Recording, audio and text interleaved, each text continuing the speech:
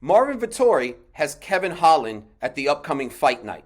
However, he took time to call out the media. Why Marvin? May have a point.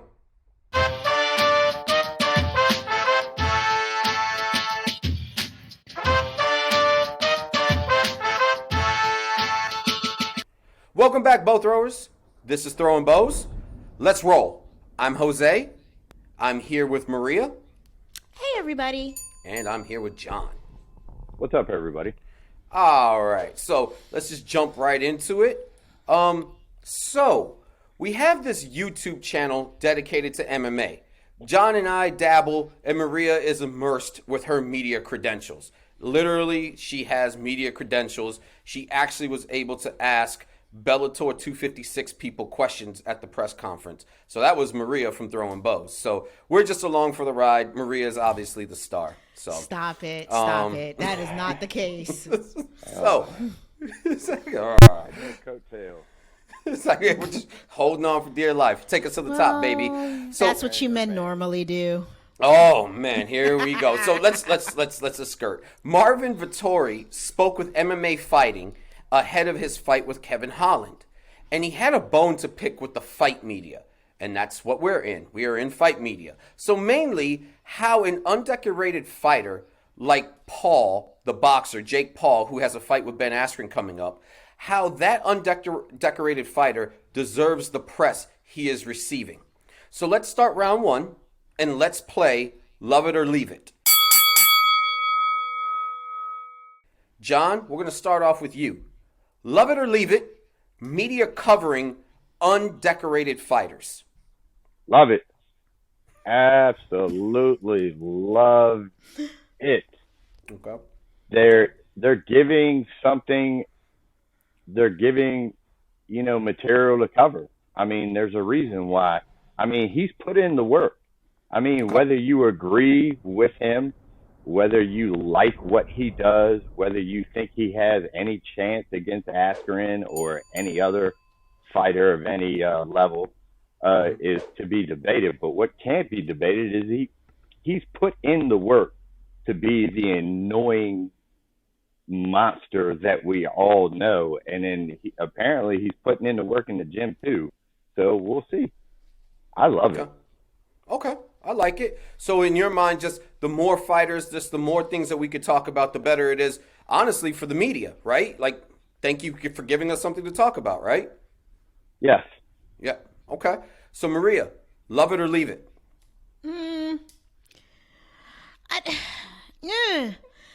I never like agreeing with John. So anytime I can weasel my way out of agreeing with John, I'm going to try. But overall, I gotta say that I love it. I leave the idea of like creating fire where there isn't even smoke. And I do think that sometimes the media does do that. In talking about the big names in any sport, right? Like, oh, Conor McGregor farted on the corner in London and, Tom Brady picked his nose. Like, who fucking cares, right? Like, the media will go to an extent sometimes to create something.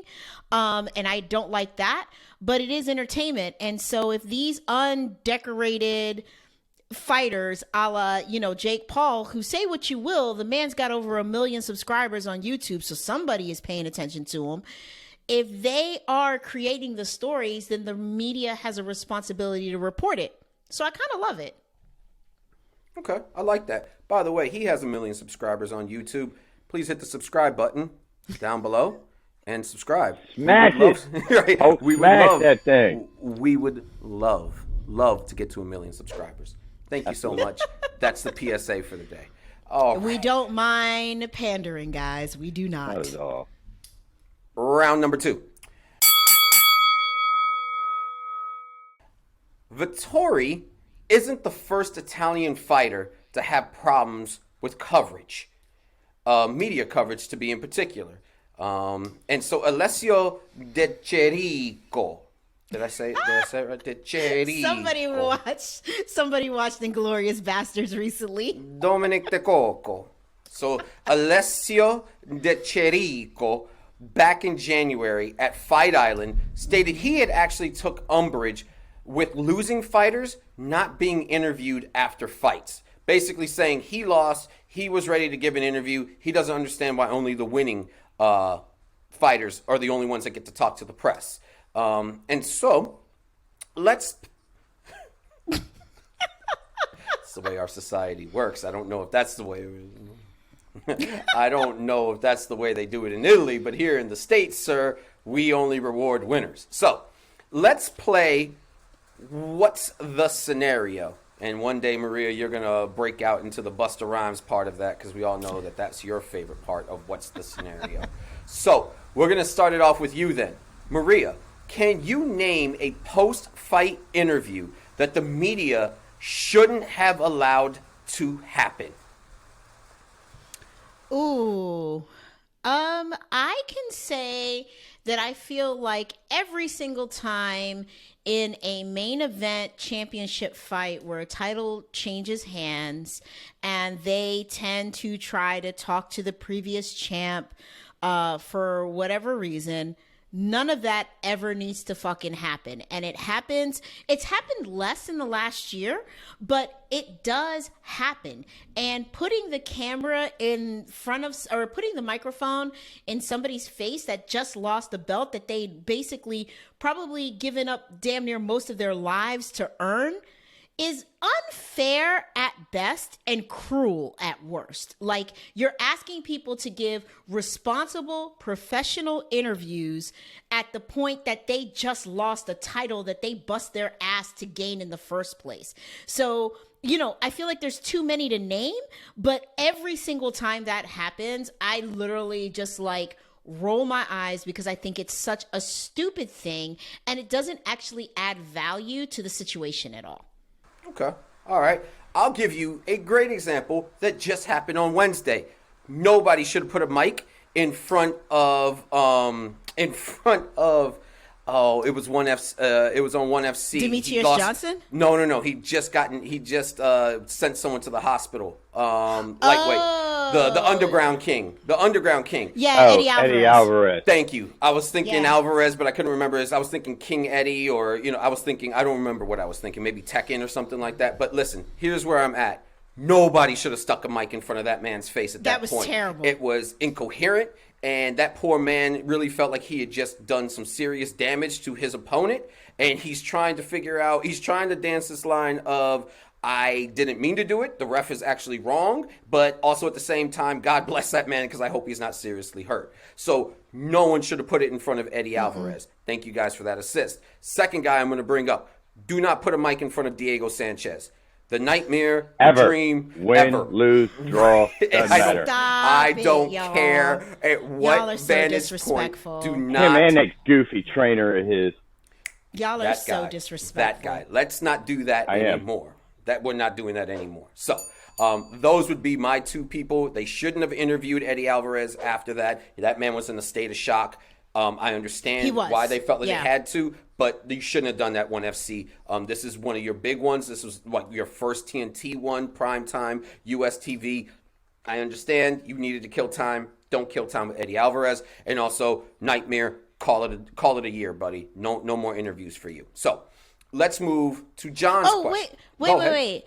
I do, however, think that anytime Platinum Mike Perry wins or loses, as well as Derek Lewis, I want that interview. But that gets to something we're going to talk about later. Just need to put that out there. All right, then.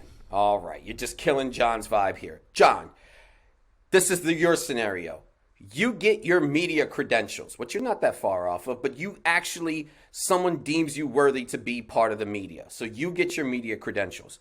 Who is the fighter you have to post-fight interview? No questions, no doubts about it. You would consider giving up that angel, darling, beautiful daughter that you have to interview this person. Black Beast. Black Beast, absolutely. The end. The end. That is it. I mean, there's that. There's the a-hole part of me that wants to trade barbs with Dominic Cruz. Ooh. You That know, man's that man's a thinker. Oh man, that man's a thinker. He may get the best of you. I mean, whatever. We'll see. But there's another part of me that would like to interview DJ because I think that is a underserved market. I think the UFC, his former employer, did him all kinds of wrong on the PR standpoint, Yeah. not realizing what they had. So, Yep. yeah, Black Beast, Dominic Cruz, DJ, Mighty Mouse. I like him. I like all of them. Oh, I like 'em. and to first of all, I don't think we should be talking to losing fighters after fights anyway. Just for the sake of a production standpoint, I want to keep the show rolling. Right. Fair. That's fair. I barely want to talk to the winning fighter, depending upon where on the card we're talking to the fighter. Facts. You see what I'm getting at? Fair. And under no circumstances should you be interviewing a fighter after some sort of controversy of some kind, i.e. Yep. Eddie Alvarez or a fighter getting separated from the conscious world for a few seconds. Right. You know, Right. never a good idea. Right. I mean, listen, to your point, they should have never interviewed Aljamain Sterling after he took that knee.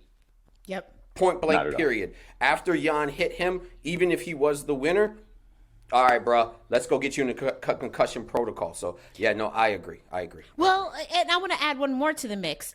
This past week, in watching, was it Cage Fighter, where the guy's finger literally was ripped off in the middle of the bout? And Good I'm like, times. you shouldn't be talking to either one of these fighters. Like, clearly, homie needs to go get his finger reattached. In fairness, But for the guy that stayed behind, he was like, yeah, I don't know what happened. Like, I'm going going to to go the other way here before we get to round 3. I'm going to go the other way. CM Punk enjoyed that interview. He is cutting his teeth. And I'm not going to lie to you. If they maybe Mike Goldberg is on the block, you put Punk and Goldberg together, mwah, mwah. I think you got gold there. Gold. A man just lost his finger. Let's move on. Like, Last thing I'm going to say was he was trying to be an investigative journalist. He was trying to figure out how this would have happened. No, you know what, CM? If you're watching this, kudos to you, buddy. You're doing great work down there. Don't let you're Maria watching this, nor John. Please stop talking and just sign the checks over there at Cage Fighter. Please. All right, here we that go. part. Round 3. Terradome time. 2 men enter, 1 man leaves. Fighters get mad at media for bad coverage. The media states that they have to cover what fans want to consume, not what fighters think that they should be consuming. So let's play It Tracks. John, are fighters making fair complaints to the media about their coverage of the fighting world?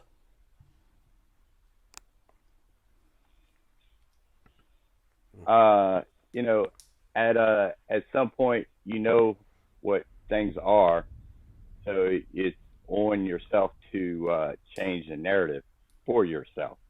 With all the things that are available to you, technology-wise, there's no other excuse in the world but your pure laziness for people not to know your story. True. I mean, I could be doing this from my phone right now, but I'm doing it on a computer. I mean, with the type of phone that I have. So, I mean, Yeah. for hand, you know. It's a good point. I mean, no, I agree with you that in this day and age with access to TikTok, Instagram Reels, all that stuff, you can build it. And listen, there are fighters out there building their narrative, right? Michelle Waterson, let's just take a look at her. She didn't really have a name. She started picking up a couple of sponsors and stuff like that, and Manscaped comes and ask her if she'll do a commercial and put it on her page and stuff. And so, like, there is a good example of a fighter who was like, I do want to get paid a little bit more than just for fighting, and I'll put myself out there. I'll give myself the story, and I'll become a media darling. So to your point, exactly, like, there's no reason why you could just sit home. So I agree with you on that one. So 2 points 2 points for that. Maria, doesn't matter what you score on that one. You don't get to talk about that one. All right, Maria. Fuck you. We'll bring Maria in for her question. Maria. Okay. Who's the dog and who's the tail?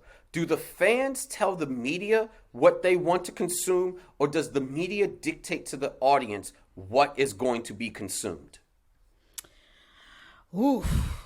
Okay. So I think that this varies by fighter, gender, promotion. Okay. I think that there are some instances where 100% the media is driving the narrative. Okay. And there are other instances where the fans completely drive what the media talks about. Either way, though, whether it's the media or the fans driving it, who really drives it are the fighters. Because at the end of the day, to John's point, you need to stop setting this up where I end up fucking agreeing with Ding Dong over there.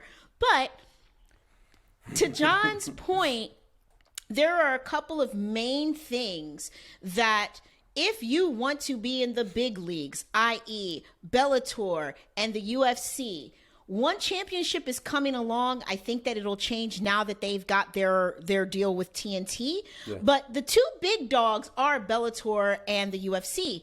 And there's a couple of things as a fighter that you have to do if you want both the fans and the media to love you. First and foremost, put on exciting fucking fights. Sure. The end. If you are fighting for the hardcores like us, you will never get the push from media. And the reason is that the hardcores don't drive the bottom line. The casuals do. And what do casuals know about the sport? They know I want to see somebody get knocked out, choked out, or look like they're dead. And so if you're not producing the types of performances within the cage that garner that result, you're already setting yourself behind. True. Number two, the United States and English-speaking countries currently are still the biggest consumers of this product, which means that if you're able to do part one kind of okay, then you definitely need to be able to do part two, which is speak the language. You have to be able to communicate to the fans in English. And if your English isn't strong yet, that's okay. Be witty in whatever language you are speaking in, so that when your translator translates it, that wittiness, that personality comes through. Nobody has a problem with you wanting to, thank Jesus and whoever else you want to thank for your performance. But if you already don't speak the language, no one wants to hear a post-fight interview with you going on for 5 minutes in your native tongue about your faith and all the people you want to thank to get there. That's just not entertaining. And this is entertainment. All right.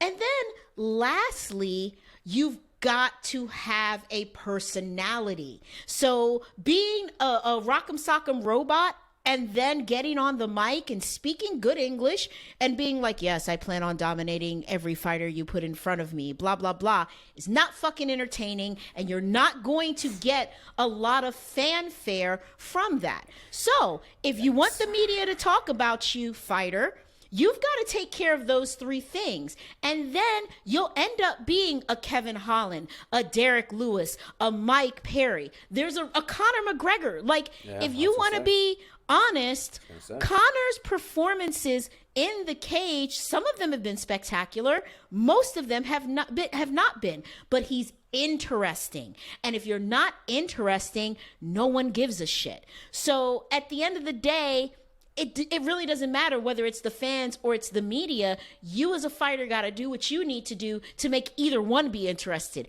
because it only takes one. If the fans love you, the media is going to chase that dog and report what the fans want to see. But if the media loves you, they're going to push your damn narrative down our throats until we end up liking you. It's the same psychology that they use in radio, where they will play the same fucking song 32 times a day. So the first 10 times you hear it, you hate it. By the end of the day, you know all the damn words and you can't stop but sing along.